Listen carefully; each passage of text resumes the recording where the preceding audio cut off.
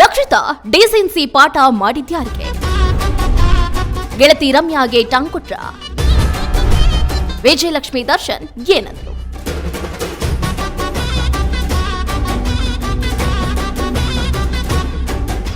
ನಟಿ Rakshita Instagram status viral ಆಗಿದ್ದು, ರಮ್ಯಾ ಮತ್ತು ದರ್ಶನ್ ಫ್ಯಾನ್ಸ್ ನಡುವೆ ಸೋಷಿಯಲ್ ಮೀಡಿಯಾ ವಾರ್ ಮಧ್ಯೆನೇ ನಟಿ ಗೆಳತಿಗೆ ಟಾಂಗ್ ಕೊಟ್ರ ಅನ್ನುವ ಸಂದೇಹ ಮೂಡುವಂತಿದೆ. ಹೌದು, ನಟಿ ರಮ್ಯಾ ವಿರುದ್ಧ ದರ್ಶನ್ ಫ್ಯಾನ್ಸ್ ಮೆಸೇಜ್ಗಳಿಂದ ಬಿಗುವಿನ ವಾತಾವರಣ ನಿರ್ಮಾಣ ಆಗಿದ್ದು, ಈ ವಿಚಾರವಾಗಿ ಕಳೆದ ಕೆಲವು ದಿನಗಳಿಂದ ಇದೇ ವಿಚಾರವಾಗಿ ಚರ್ಚೆ ಕೂಡ ನಡೀತಾ ಇದೆ. Ramya Darshan fans social media war ನಡೆದಿದ್ದು, ಸ್ನೇಹಿತೆ ರಮ್ಯಾಗೆ ರಕ್ಷಿತಾ ಅವರು ಟಾಂಗ್ ಅನ್ನ ಕೊಟ್ರ ಅನ್ನುವಂತಹ ಯಕ್ಷ ಪ್ರಶ್ನೆ ಈಗ ಉದ್ಭವ ಆಗಿರುವಂತದ್ದು.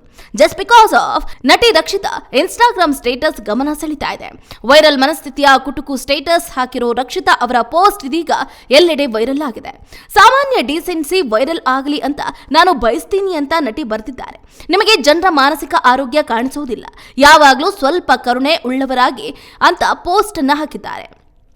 ಇನ್ನು ಇತ್ತ ವಿಜಯಲಕ್ಷ್ಮಿ ದರ್ಶನ್ ಕೂಡ ಏನಂದ್ರು ಅನ್ನುವ ಪ್ರಶ್ನೆ ಮೂಡ್ತಿದೆ.